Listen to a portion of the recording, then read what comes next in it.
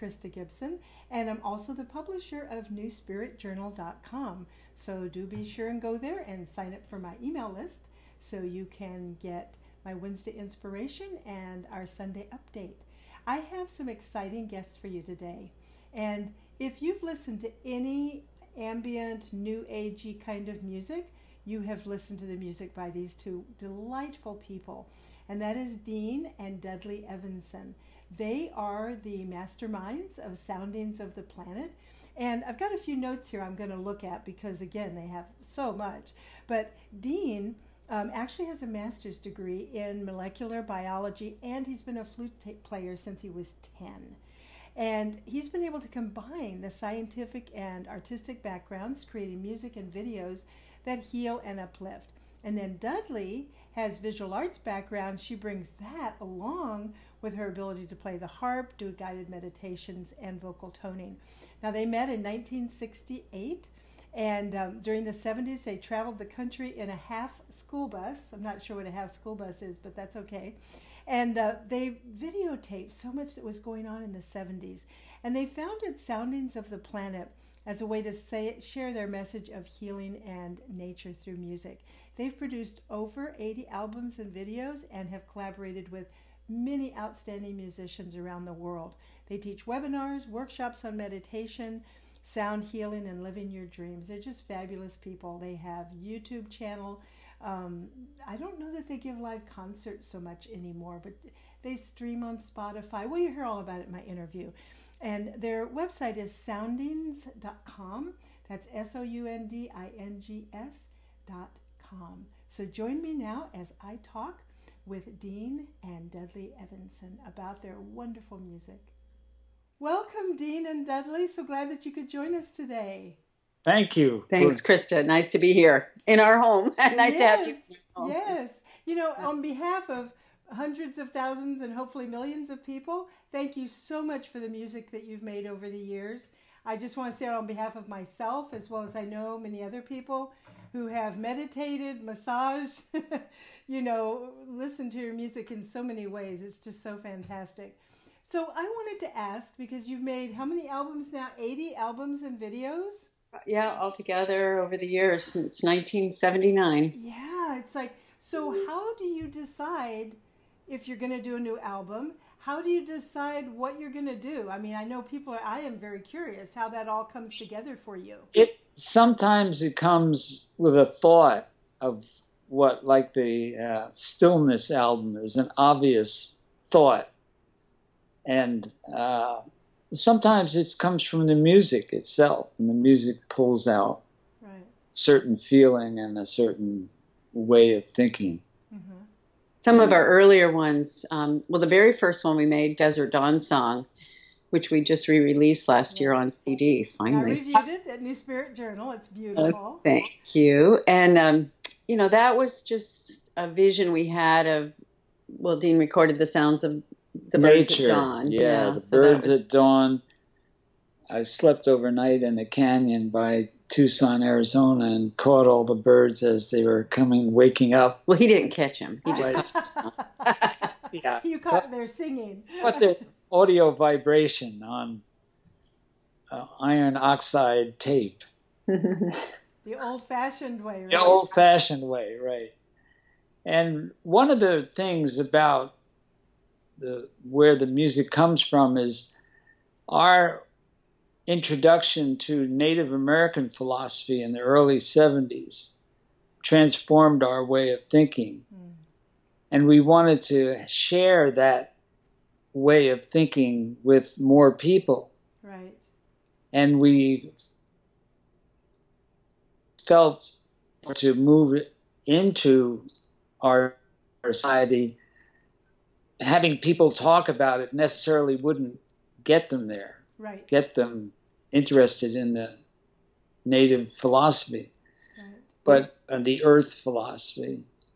And so we said, well, let's try music and environmental sounds and bring those two together and see what happens and see if we can transfer its energy level stuff. So. And you succeeded, because that is what happens, with that album and with many of your other ones. it is that whole energetic feeling that you're able to capture and convey to us through the music and the sound. It's with great gratitude that we create this music, and then we get the feedback from people. That's been so exciting over the years. We first started selling our music at the swap meet, and that was, we'd be glad if we sold 10 cassettes in a day. Right. And of course, that's evolved to CDs and downloads and everything else. But it was great because we were able to get direct feedback, and people said they were finding that the music helped them in their healing process. It was just the beginning of massage therapy really going public back in the late 70s. And then people found it helped them with stress reduction and relaxation and chronic pain.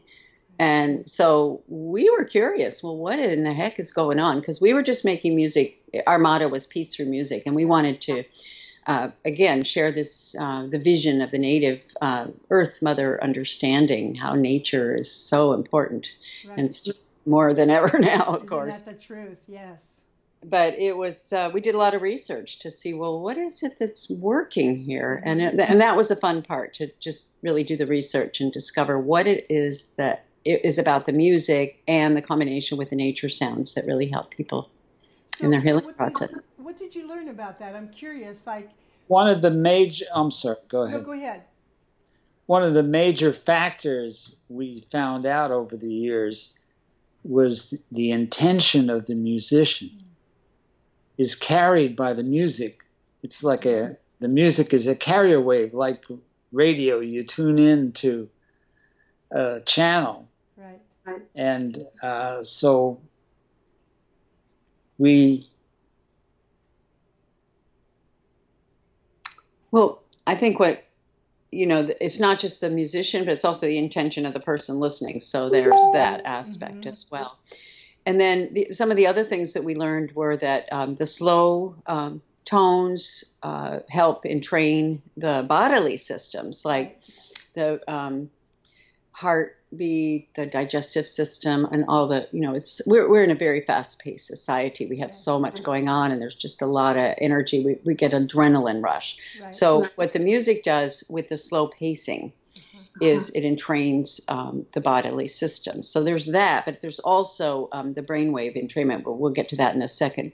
Some of the other things that we found, which is sort of different for each musician, but with Dean's music, there's a sense of joy. It's not just slow, moody music. Like if you just put on some classical music that was slow, you might find it's a little bit depressing on some levels. So I feel like it's really important to have that sense of joy and happiness, because healing is about lifting your spirit and opening your heart. It's not just about I'm all mellow or anything like that. So that was some of the things that we learned. And then, of course, Dean began putting the earth resonance frequency in the music. So maybe you want to talk about I would love to hear more about that. I saw that on your website you have a sale right now for a group of CDs that are based on the earth resonance frequency. So, and I've heard of it, but can you talk about it more? Sure. The earth resonance frequency is the resonant frequency of the atmospheric cavity of the earth. Okay. The air that we breathe is part of that cavity. And if you think of a bottle and blowing across the top of a bottle, you know how you get a tone out of that? That's the resonant frequency of that bottle. That space creates that kind of frequency reflection of itself. And so the earth has a similar frequency. It's the major one. It has multiple frequencies, actually. But the major one is at 7.83 cycles per second. It's below hearing. You don't hear this. It's just part of the vibration. And the interesting thing about it is that that frequency, when our brains are in that frequency, they are in a rested meditative state. It's a natural flow. The brain goes through alpha, beta, theta, delta. Well, beta, alpha, theta, delta. Yeah. From the higher beta with the busy mind Right. that we're usually in. Mm-hmm.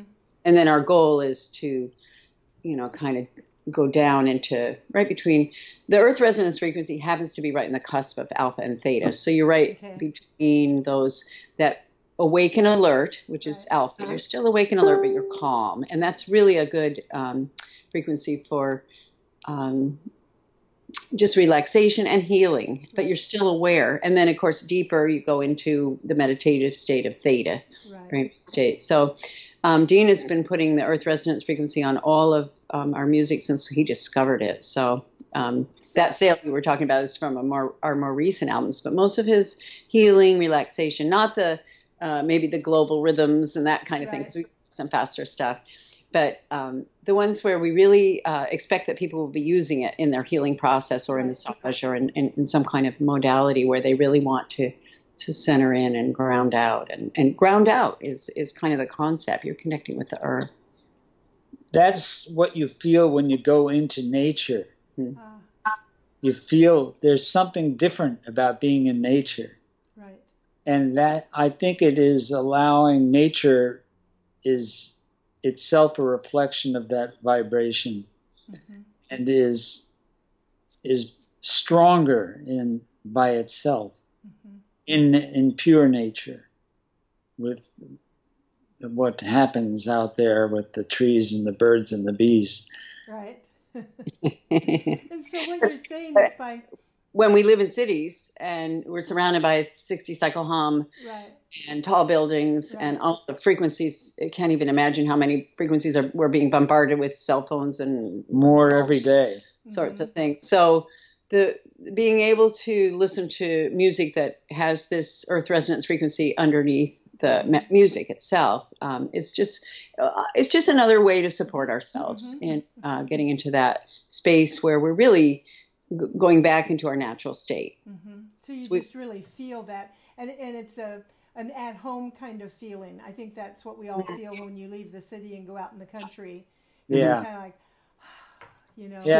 take a deep breath and relax. And just kind of your whole body. And so you're saying you can put that under or in, whatever the right word is, the music. And as you listen, like if you're working at, let's say you're at work, somebody works in an environment that's kind of stressful, they could actually have that on in the background or whatever. It would kind of help them, even if they're not consciously meditating or having a massage. It can still help them. Very true. Absolutely. Yeah. Well, we notice because a lot of our music is streamed on Spotify and Pandora, and it's kind of the new delivery system. Of course, people still buy CDs and they get downloads, but a lot of people listen to music streaming. Yes. And we noticed when we're analyzing who's listening to what, when, and where, a lot of people listen at work. Yes. They put the music on at work, and it just calms them down and it gives them a nice background to have mental focus and be able to keep doing whatever it is they're doing. But just the music is there to be supportive. That's why we do it. Exactly. So one of the things that you kind of brought it up that I really wanted to ask you about is because you've been doing this music and so long, you've been from the days of the cassette through the CD, through the MP3, now streaming. It's like, how have you seen that kind of morph and change your roles as musicians, as healers? Has it impacted you? Has it made it better? Has it made it more challenging? Well, it's interesting. You should ask about the different systems because each time a new one comes along, we're right there. Dean is one of the things about Dean, because he has a master's degree in molecular biology and he's a scientist at heart, but he's been playing flute since he was 10 years old. So he has kind of both sides of his brain working, and he's been able to put together studios and on a shoestring for many years when we didn't have much money, and just, you get the right equipment and the right sound. So he works that up. But I think it's just been real, important to stay ahead of the curve. And that's one reason I think we're so successful, is that we've been able to, well, now we have Phil Heaven. He's our engineer, he's our big problem solver. Now, we have a problem, we go to Phil, and he figures it out, because there's a lot of technology that you need to deal with as a musician. Yes. I will say that Dean and I used to travel frequently we'd be away for weekends and do body, mind, spirit shows and massage conferences and hay house conferences. And we did so many places where we would perform with some of the authors like John Barasenko or Larry Dossey or even Deepak Chopra. And then we would music. So we got to really meet the people face to face, but we're not doing that anymore. And it's a blessing for us because Dean and I are in our early 70s and, you know, we're actually glad to stay home. We live in the country. We like it at home. We love it at home. We live in the, by the Nooksack River and right in the Cascade foothills. So we're, this whole streaming thing has come about that kind of surprised us. First, it seemed like it was going to take away from our business or our ability to earn a living. But as it's turned out, because so many people are already familiar with our music and they go to Spotify and they look for Dean Evenson and then they go ahead and subscribe to his channel or Pandora, create their own Dean Evenson channel. And even on YouTube, we have a Soundings of the Planet YouTube channel. So every time you listen to our music, we get a quarter of a half of a penny or something. A lot. But you know what? There are a lot of people who do listen, and we're very grateful because they actually pay us. And That's great. So we're able to kind of stay home and still living, but focus more on reaching out. We've been doing a lot of, you know, YouTube videos and webinars, and I do a blog at our website, soundings.com. We've got, you know, always have new blog posts and just trying to take what Dean and I have learned in our, you know, well, gosh, we met in 1968, so it's been a long time. You know, lucky that we had a nice little tour together. Good run here. A good run here. We've also learned. And it keeps on going. And we've learned a lot. We really care about, you know, how to live a healthy life in harmony and in balance with the earth and nature and also with ourselves. And I think what's happened, the world, again, it's gotten so busy and crazy, and then you get into politics, and it's just, you know, people get so overwhelmed. And Dean and I have been really fortunate that we've been able to learn some tools and techniques, not just the music, but all sorts of ways in terms of positive relationships. And I love to cook. I have blogs on how to make my veggie burgers and granola, and, you know, all kinds of stuff. So we really like to have people come to our blog and visit us on Facebook, our Soundings of the Planet Facebook page, or, you know, just because we're always sharing things. We really want to share what we've learned. And I think as elders, that's something that we are honored to be in the position of doing. And we have a lot of young people around us, and they say, they want that elder-younger relationship. They need to know, for this day and age, they need to know how to grieve, for one thing. That's right. But because we've been through it over the years, we have a little background. We know we'll survive. We're going to make it.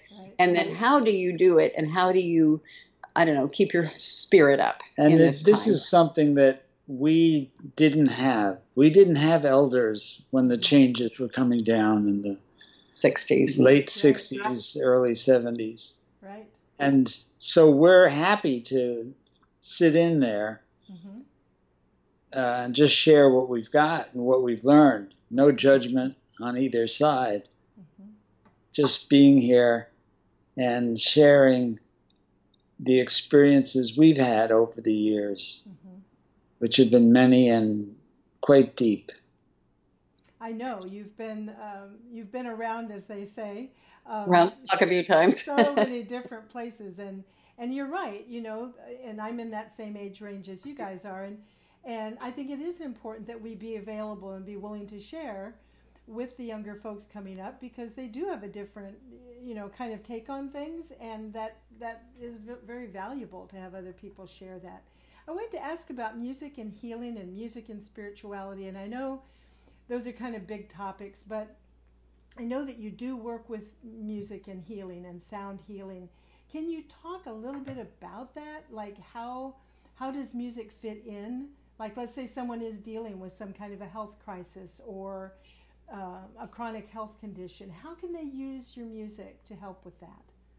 First off, just to look at the body systems, their vibrations are. Science tells us in quantum physics level that we are all, the whole world is vibration. And when you get down to it, music is the raw form of it, if you will. It's pure vibration. And it can affect the whole body system because the body system is of vibration. The different organs are different vibrations. And the mind is of a certain vibration. Multiple vibrations happening. And music has a unifying aspect to it that I don't know how it works. Just that but it does. It does. It aligns the body system in a way that the body feels comfortable and can go, there's all kinds of music, but I'm talking about music that's supportive of the healing process. Right. Well, we are spiritual beings, and our health and wellness, the condition of our health, often is very dependent on the condition of our soul, our spirit. And so when you consider music is kind of a perfect doorway into that spiritual world, because it is not physical, even though it has that effect on the physical aspects of our being. So I think the fact of it, again, with the slow tones and training, the entrainment process, because you're literally entraining the bodily systems to slower rhythms on a gross level. I don't mean very, very large, but then when you get into the deeper, more subtle areas of the brainwave entrainment, that's where entraining down into the alpha theta range, that's going to help. Years ago, Naomi Judd, who's a Grammy Award country singer, she discovered our music, and she was dealing with her hepatitis C, and she was a pretty stressed out person, having, toured for years, and then, finding that she had hepatitis, and somehow she discovered our music. I think Winona, her daughter, had come across it first. And so she began to call us up and order our tapes. At the time it was tapes and then eventually CDs, but she gave them out to all her friends and people she'd meet on her travels because she believed in it so much. Awesome. And she actually, that's an example of someone who maybe is comfortable and enjoys a different kind of music, country music, who would think? But then, right. Then you get into the slower thing. We're right now in a project, I don't know if you've familiar with the band Primus, but Tim Alexander is a drummer for Primus, and it's a rock band that was quite popular in the 90s and still touring today. And he lives in Bellingham and has had a couple of heart attacks, but he's been listening to Dean's music for 20 years. And recently we got in touch and we just did a concert with him. Dean opened for him with him. So it's just like a combination. Again, it's like a rock and roller, but then they're really knowing that it's important to listen to music. In fact, for 4 years, he wouldn't listen to anything but Dean Evenson's music or classical music. He was just had to get away from that. Right. So when you think about the way the world is, especially these days with politics being what they are and confusing for many people, it can be very stressful. What's so confusing about It's just what it is. And it's just those things that's happening in the world today. So we're just, to be able to create an environment in your home, and it's great for children. I mean, we've had gotten contact from so many people whose babies have been born, while that woman was listening to Ocean Dreams, for instance, or something like that. We also have, a couple of albums that are based on the chakras. So that's another aspect where chakra healing. Dean did an album with a lot of music with Scott Huckabee. He's a fabulous guitarist. And then I did the chakra meditations and tones. So it's kind of like you've got dealing with each level of our being. And it's helpful to understand how the body and the spirit and all the aspects of it work together, because we're not just obviously physical. We're mental, emotional, and spiritual as well. Exactly. And thankfully the music helps. That's right. So do you have a main project you're working on right now, an album or some other kind of project that you're working on? This is an interesting time because actually there are a few projects that are bubbling. Ah, okay. And one is with this Primus Tim Alexander, Yeah, we'll probably do something with that. He's a drummer, so that's going to be a more little rhythmical, probably more yoga kind of thing. More for doing yoga too. Uh-huh. And then we have another project that we've been working on with Phil Heaven, and our engineer, who's a fabulous violist. And it's a positive feeling album. Doesn't even have, it's not officially named yet. Right. But the energy is coming through the music, and we're feeling good about that one. Uh-huh. We've got a couple of flute players that we're going to be collaborating with. One is Peter Ali. He's a local Bellingham flute player. He makes flutes. He's Native American and Moroccan. He's kind of a real world person. Right. So that's going to be fun. And then Gary Strutzos is also wants to do an album with us, or we're considering doing a Paul Horn tribute, something like that. Nice. That would be nice. Yeah. And then we're putting together a playlist on Spotify, which is, again, this is, it's called Meditation Flute Masters. Oh. And it's going to be a playlist that will include all the leading flute players who play in this genre. Dean, of course, but Paul Horn and Carlos Nakai and Gary and other people like that. So it's a very interesting playlist. And this is an example of a way that we're learning to promote ourselves on those streaming systems like Spotify by creating a playlist that features other people. So who would think? Right. We're looking, and this is how Dean and I have always been. We're really much more into the cooperative versus the competitive. Right. Years ago, we were selling our music at a swap meet in Marin City, the Marin City Flea Market in California. And we pulled up our school bus because we had the bus at the time. We had three kids, I guess, at that time. Half-size school bus. Uh-huh. Where our second daughter was born. We traveled in that for 10 years. But so we wake up in the morning. We'd done it the week before. We did well. And then we looked that morning. There was like 2 other flute players in our aisle. And we thought, instead of being all competitive, we thought, well, that's interesting. We may not sell as many of our cassettes, but everybody who walks through that aisle is going to have a wonderful experience. Right. So this is putting together this playlist of flute masters that we've been that we admire, that we want other people to be aware of too. But it lifts up the whole genre, and so that's kind of how our philosophy has always been: is that we all do a lot better when we can think cooperatively instead of competitively. So true. If we had more of that today, a lot of the problems would just disappear. If people would think cooperation rather than competition, and I have to be right, I have to be first, whatever. And so the more of us who can live that way, eventually it'll start catching on.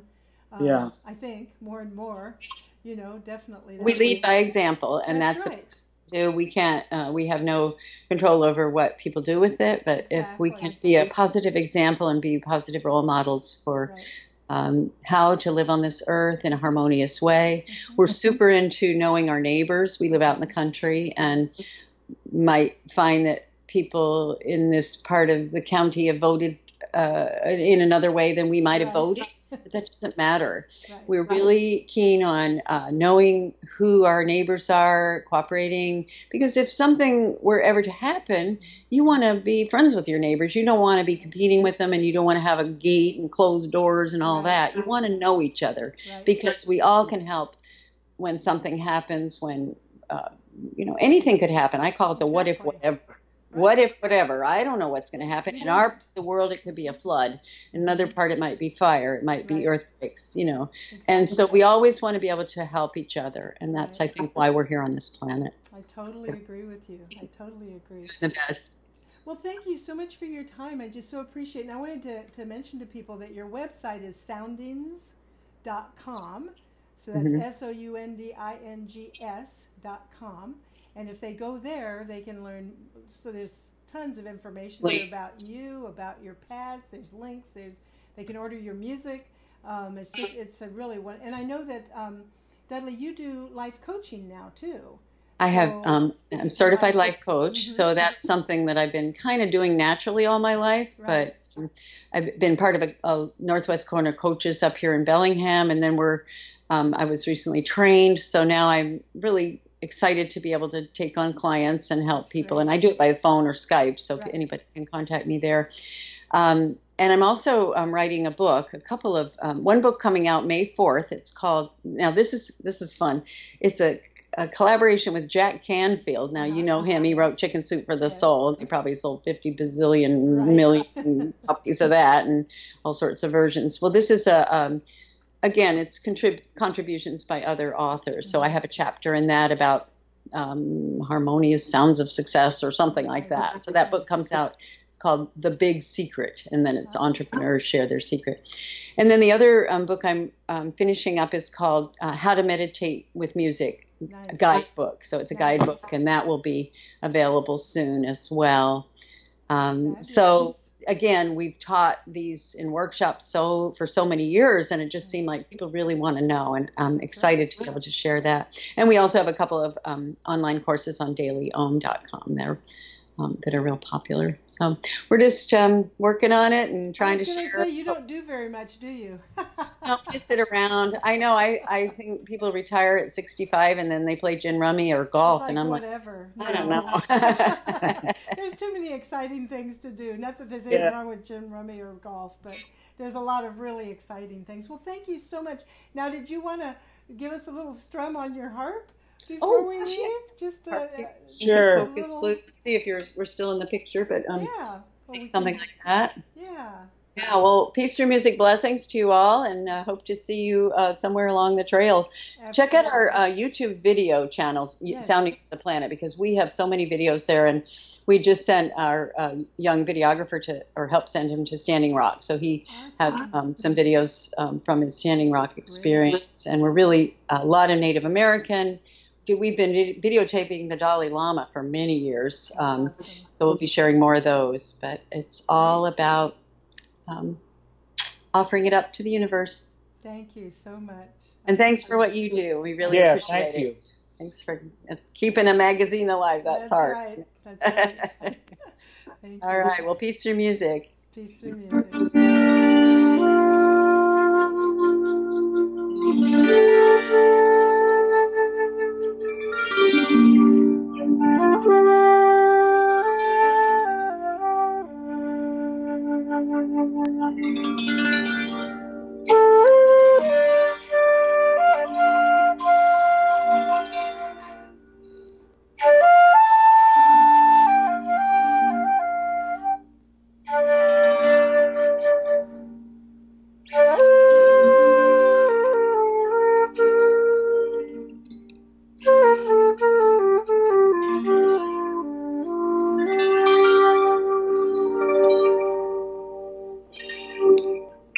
Thank you. Beautiful.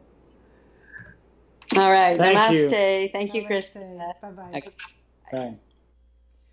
Wasn't that a wonderful interview? And I loved the live music at the end. Now, if you're new to the music of the Evensens, are you in for a treat? 80 albums and videos. So I love their music. I use it for meditation. I use it for creativity. It's just some of my favorite ambient music in the world is by them. So a lot of people don't know that my first degree is actually in music. I was raised playing the piano from the age of 4, and I actually majored in piano pedagogy in college before I changed my major to psychology. So music is near and dear to my heart, and I just really love hearing good music that's written from that spiritual place that really helps us along our spiritual path. So listen to their music, enjoy it, and thank you so much for being here with me this week. And remember what? Keep it real.